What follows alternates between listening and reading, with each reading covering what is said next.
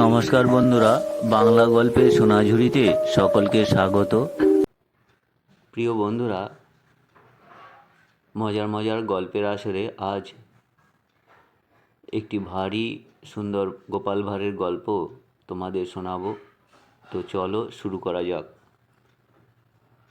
গোপাল একবার রায় বাহাদুরের বরযাত্রী হয়ে গিয়েছিল। গ্রামের গণ্যমান্য মোড়ল মহাশয়ের ছেলের বিয়ে বলে কথা। সে উপলক্ষে গ্রামের সব বাড়ি থেকেই একজন করে বরযাত্রী গিয়েছিল। গোপালের বাবা অসুস্থ ছিল বলে গোপালেরই বরযাত্রী যাওয়ার সুযোগ হয়েছিল, আর তা না হলে হয়তো গোপালের বাবাই যেতেন। বরযাত্রী যাওয়া মানে তো ভালো মন্দ খাওয়া দাওয়া। তবে সেকেলের বিয়েতে এখনকার মতো খাওয়া দাওয়ার রেওয়াজ ছিল না। তখনকার দিনে বিয়েবাড়ি মানে পুকুরের বড় মাছ, মুগ ডাল, মাছের মাথা দিয়ে ডাল, গরমকাল হলে পর্যাপ্ত আম কাঁঠাল এবং মিষ্টান্ন। আর মিষ্টান্ন বলতে রসগোল্লা আর দই। সেকেলের বিয়েবাড়িতে খাওয়ার প্রতিযোগিতা হতো। একজন 20-30 টুকরো মাছ খেয়ে খান 50 বড় রসগোল্লা অনায়াসে খেয়ে নিত। গোপাল খেতে খুবই ভালোবাসত, তবে প্রতিযোগিতায় সে নামতো না, কারণ প্রতিযোগিতায় খেয়ে শেষে অনেক বমি করতে হতো।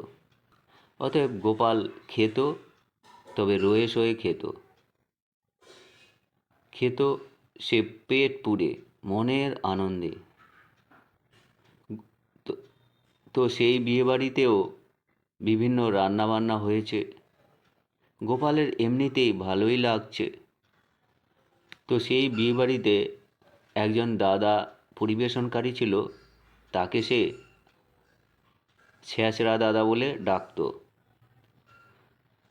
যথারীতি গোপাল সেই পরিবেশনকারীকে বিয়েবাড়িতে দাদা না বলে ছ্যাঁচড়াদা বলে ডেকে বসল।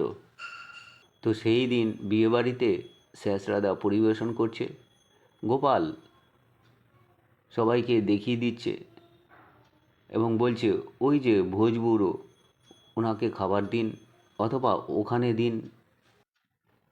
এমনি করে প্রায় পাগল করে তুলেছিলেন সেই পরিবেশনকারীকে। পরিবেশন যিনি দেখাশোনা করছিলেন, তিনিও অনেকক্ষণ ধরে গোপালের এই বদমাশি সহ্য করছিলেন। আবার শেষরাদা হাঁক পড়তেই তিনি গোপালের কাছে গিয়ে দাঁড়ালেন। গোপালের দিকে তাকিয়ে তিনি বলতে থাকলেন, শোনো, এটা হচ্ছে বাহাদুরপুর। এখানে না প্রচুর বাঁদর আছে। বাহাদুরপুরের বাঁদর খুব বিখ্যাত, জানো? এখানকার প্রায় সব গাছেই বাঁদর আছে। বাঁদরের অত্যাচারে সকলেই খুবই অতিষ্ঠ। এখন দেখছি সেই দলে আরেকজন এসে জুটেছে, আর সে হচ্ছে তুমি। এইটুকু বলেও তার রাগ যে এতটুকু কমেনি তা বোঝা গেল। তারপরে সে আরও বলতে থাকলো, শোনো খোকা, তোমার চেহারাটাও কিন্তু সেই বাঁদরেরই মতো।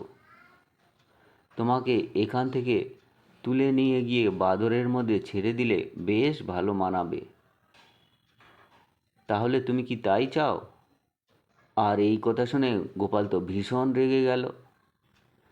কনেপক্ষে সেই ভদ্রলোককে গোপাল বলে বসল, আরে মহাশয়, বরপক্ষের লোকেদের সঙ্গে কীরকম ব্যবহার করতে হয় তা আপনি জানেন না? আমরা বরযাত্রী। আর বাঁদরের কথা বলছেন? আমিও ঢের অনেক বাঁদর দেখেছি, কিন্তু আপনার মতো অত অসভ্য বাঁদর আর কোথাও দেখিনি। কনেপক্ষের সেই ভদ্রলোক তো মুখের উপরে গোপালের জবাব শুনে একেবারে চুপ হয়ে গেলেন। সেই যে চুপ করে গেলেন, আর গোপালকে দেখে একবারও কথা বললেন না। তো বন্ধুরা, এই ছিল আজকের গোপাল ভাঁড়ের মজার গল্প। গল্পটি শুনে তোমাদের যদি ভালো লাগে, সঙ্গে থাকবে, সাবস্ক্রাইব করবে। ধন্যবাদ সকলকে।